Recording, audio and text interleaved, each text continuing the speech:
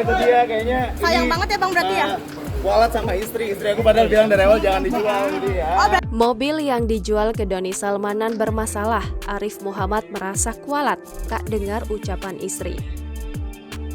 Arif Muhammad menyesal telah menjual mobil mewahnya ke Doni Salmanan. Sebab kini uang yang digunakan Doni Salmanan untuk membeli mobilnya bermasalah lantaran didapat dari keuntungan sebagai afiliator. Doni pun ditetapkan tersangka dan ditahan terkait penipuan berkedok trading binary option melalui aplikasi Quotex. Arif Muhammad merasa bahwa dirinya kualat karena melawan ucapan istrinya, Tika Pangestu, yang melarangnya menjual mobil itu ke Doni Salmanan sejak awal.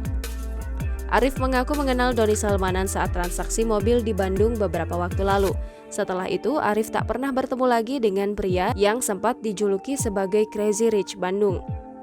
Sekiranya 7 jam Arif Muhammad jalani pemeriksaan di Bareskrim Mabes Polri terkait mobil Porsche 911 miliknya yang dibeli Doni Salmanan. Sekedar informasi, Arif Muhammad menerima uang sekitar 4 miliar rupiah dari Doni Salmanan beberapa waktu lalu. Arif kenalnya kapan sih sama Doni? Bang, kenalnya kapan?